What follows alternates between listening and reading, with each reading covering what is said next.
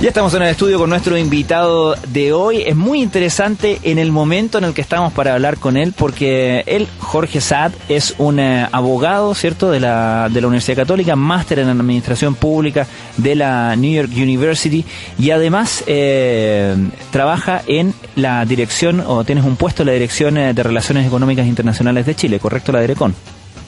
La verdad soy director del Centro de Estudios Internacionales. Perfecto. De la Universidad Católica, ¿ya? Pero participé hace unos días junto a la DIRECON en un foro en la PEC que reúne a 25 naciones del Asia-Pacífico sobre justamente estos temas de comercio mundial, de proteccionismo y los posibles caminos hacia el futuro. Ya, y es un tema que está más hot, como por decirlo coloquialmente, que antes, naturalmente, por el reajuste de piezas que ha supuesto el terremoto Trump, ¿no? Esto de salir, de sacar a Estados Unidos del TPP, de las conversaciones del TPP, de darle una oportunidad, por lo visto, a China de realizar estos acuerdos comerciales en bloque, de privilegiar, por lo menos lo que dice, lo que expresa el gobierno de Donald Trump, es privilegiar los acuerdos uno a uno y no los acuerdos globales, ¿cierto?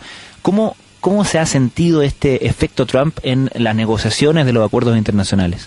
Claro, como tú bien dices, Francisco, esto se gatilla por el anuncio del presidente Trump de no continuar con el TPP, pero en materia comercial mundial y toda la institucionalidad que la rodea no se cambia de la noche a la mañana. A mí me tocó participar, como te decía, en Vietnam, en un foro para crear una zona de libre comercio en todo el Asia-Pacífico, que se llama el FTAP, que se dice que podría ser el reemplazante del TPP, y tú veías en la mesa sentado a Rusia, a China y a Estados Unidos, como parte de estas negociaciones. Entonces, estos anuncios de Trump no pueden, es muy difícil que tengan un efecto inmediato. Ahora, el TPP tuvo una negociación, tú sabes, de más de 6 años, el acuerdo más ambicioso y comprensivo de la historia comercial, y yo creo que lo relevante hoy día, más que la etiqueta, son los contenidos. Si se llama TPP, si se llama A, B o C, no es lo importante, sino cómo recogemos lo que se negoció y los contenidos de ese acuerdo.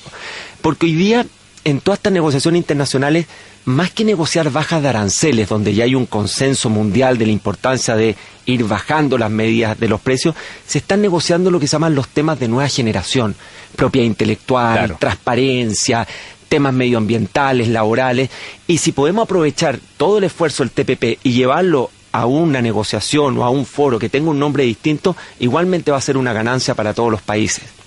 Ahora, hablemos un poco como más como en términos generales, primero, mi pregunta es si está en duda la noción que tan aceptada probablemente desde el final de la Segunda Guerra Mundial, esta noción de que son los acuerdos comerciales los que en gran medida garantizan la paz en el mundo, ¿cierto? Que porque promueven justamente la asociación, la conveniencia mutua, etcétera, y finalmente prueban ser los acuerdos comerciales muchísimo más eficientes que las organizaciones políticas, ¿cierto? En términos de preservar cierta paz, cierta no agresión, ciertos equilibrios incluso, y lo podemos ver incluso cuando rastreamos, corrígeme si me equivoco, pero cuando rastreamos el camino de China hacia la integración o hacia el dominio, no sé, ese camino está dado por lo comercial primero que todo, ¿no? Exactamente.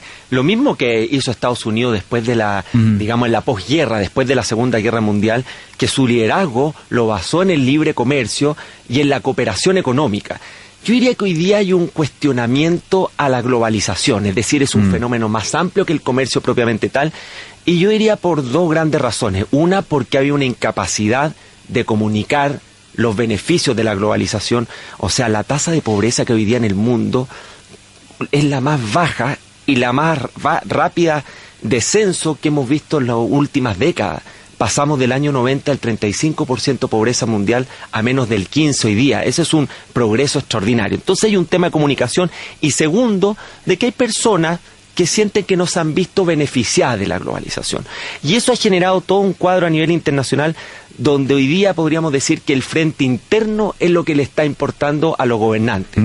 Un símbolo de eso es el discurso de Trump frente al Congreso, donde dice: yo quiero ser el presidente de Estados Unidos, no el presidente del mundo. Claro. Eso es el resumen de su foco y también cómo construyó su campaña.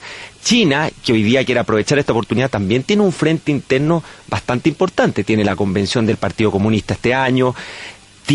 ha ido aumentando los salarios de los trabajadores porque hay un descontento social importante, y también está viendo cómo reconvertir su economía para impulsar más el consumo interno y los servicios y no depender tanto de exportaciones e inversiones. Entonces, hay que ir viendo cómo se va moviendo esta ficha. Mucho se dice que China podría tomar el liderazgo, pero eso también es gradual.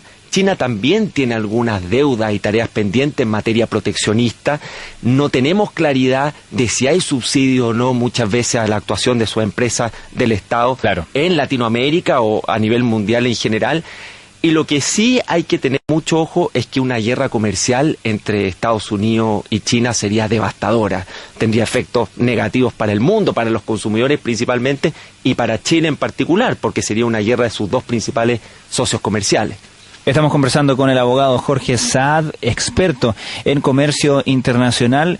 Jorge, ¿qué viste en el sudeste asiático, en Vietnam, los países menores, por así decirlo, menores que China, naturalmente, en relación a esta China que parece estar como atenta a las nuevas oportunidades que le está brindando el orden nuevo? Porque te lo pregunto porque ese sector hace rato que viene siendo señalado como el que va a llevar, digamos, las riendas de la economía mundial, ¿cierto? Un sector muy interesante, de mucho crecimiento, etcétera.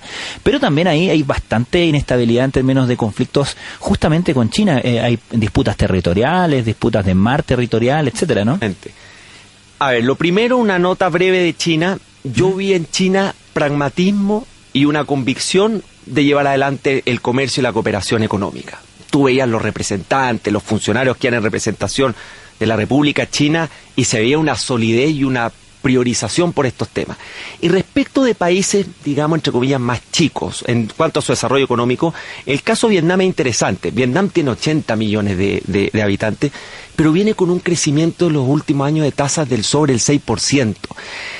Y tú ves su discurso es 100% pragmático, objetivos claros, desarrollo económico, y eso a uno como chileno también le genera una preocupación cuando ve el contexto interno, de que muchas veces nos estamos distrayendo en peleas internas, muchas de las cuales son de suma cero, y vemos a estos países que si bien están detrás de Chile, pero con una visión que la tuvo Chile, sobre todo en las últimas décadas, y que tú dices, bueno, estos países de aquí a unos 10 años, y si Chile sigue como está y no superamos esta situación actual, pueden ser países que el día de mañana terminen superándonos. Entonces, hay también un llamado de atención al ver a estos países que están todos, obviamente, en la senda del libre comercio. Chile, por supuesto, está en esa línea, pero con una claridad de objetivos de desarrollo muy notable. En segundo lugar, hay preocupación por la tendencia proteccionista o antiglobalización, y se discutió en el foro por cuánto eso puede amenazar el desarrollo de los países. Volvamos al ejemplo de Chile, que es una economía chiquitita, abierta, y que depende en gran medida del comercio. Y finalmente, la incorporación de estos temas más modernos en cuanto a comercio, que era una de las críticas que se hacía a Chile de que por qué estaba en el TPP si tenía acuerdos bilaterales con las 11 otras economías. Claro, sí, claro. Pero estas nuevas negociaciones incorporan nuevos temas que van mucho más allá del arancel o del comercio y actualizan lo que es el comercio hoy día, donde, por ejemplo, el comercio digital está teniendo un desarrollo notable. Hoy día el 15% de lo que se comercia en bienes a nivel mundial es por vías digitales. Entonces, hay que ir mirando, y es importante que Chile esté presente en estos foros, lleve la vanguardia en Sudamérica a nivel de integración económica, y podamos renovar esa visión que tuvimos en los 80 y los 90 de que Chile tenía que abrirse al mundo y ser líder en cuanto a libre comercio. Ahora, tal como tú decías, hay incertidumbre, está lo del discurso proteccionista de Trump con este eslogan, ¿cierto? Compra americano, contrata americano, americano obviamente ellos le llaman a lo estadounidense, queríamos decirlo nosotros. Está los posibles efectos económicos que pueda tener el Brexit también, ¿cierto? Porque Gran Bretaña se va a ver obligada a negociar todos sus tratados comerciales ya saliendo de la Unión Europea. También hay algo de incertidumbre por lo que pueda hacer, lo que pueda pasar en Francia con las elecciones que hay a fines de abril. ¿Se está preparando el mundo, crees tú? ¿Viste algún tipo de precauciones que se tomaran o qué sé yo, cláusulas más más reparatorias en caso de, digamos, como poniéndose el parche ante la herida en caso de que, qué sé yo, los acuerdos comerciales se rompan fácilmente, unilateralmente? Yo vi dos cosas. Lo primero, incertidumbre respecto a Estados Unidos, porque el presidente Trump ha sido errático, porque ha criticado ciertos tratados de libre comercio, pero no ha hecho una crítica al libre comercio como concepto, y de hecho lo dijo en su discurso. Y por otro lado, una agenda muy clara en seguir desarrollando la integración económica de los países. O sea, la APEC, que es el foro al que yo asistí, que forma parte de Chile, que Chile va a ser anfitrión el año 2019, tiene una agenda clara, va a seguir desarrollándose y sigue avanzando. Y ahí los países asiáticos, liderados fundamentalmente por China, tienen la tarea y los desafíos. O sea, siguen adelante allá lo que pase con Estados Unidos y el mundo, y donde obviamente puede haber consecuencias, pero esta agenda no se ha visto ralentizada o afectada por esa materia. Y respecto de Estados Unidos, también hay que ver qué es lo que hay pasando con su economía interna, porque tenemos estas amenazas proteccionistas con nombre y apellido, muy centradas en China, en NAFTA, México, exactamente, claro. en México. Pero también hay algunos anuncios que podrían generar un dinamismo en la economía americana, y así lo han interpretado las bolsas, como el plan de infraestructura. Pensemos en Chile, que es un exportador de cobre, cómo eso podría generar mayor demanda y una alza de los precios. Y los recortes tributarios a la empresa. Los recortes tributarios que van a ser rentables, proyectos de inversión que hoy día no son rentables. Entonces hay que ir mirando cómo se va a ir configurando eso. Y respecto al comercio mundial, Estados Unidos también forma parte de la Organización Mundial de Comercio. Entonces, si quiere desatar una guerra imponiendo sobretasas, lo que puede pasar es que Estados Unidos se llene de juicios comerciales a nivel mundial, y eso tampoco es una ganancia para ese país, porque lo va a distraer en juicios. Claro, porque uno se pregunta cuando Donald Trump dice, oye, si ustedes le dicen a unos fabricantes, que sea fabricante de autos, le dice, si ustedes quieren hacer el auto en México, háganlo, pero para entrar yo les voy a poner un arancel del 35%. Ese 35% lo está inventando Donald Trump, no puede llegar y ponerlo, ¿verdad? Así es. Lo que puede hacer Estados Unidos, los presidentes tienen amplias facultades en materia comercial. Eso es importante decirlo. Los obliga, los tratados que firman no obligan ciertos niveles de aranceles, por ejemplo? A ver, los tratados, primero, si establecen arancel cero para determinados productos, se debe cumplir. Pero ¿qué salidas tienen los países? Uno, los tratados establecen una cláusula de salida. Los tratados más modernos permiten que, si se da un aviso de 6 meses de anticipación, pueda salir el país. Segundo, hay revisión de los tratados, lo que se llama el enforcement, o el cumplimiento, y los comités técnicos se reúnen anualmente y periódicamente para revisar el cumplimiento de los tratados.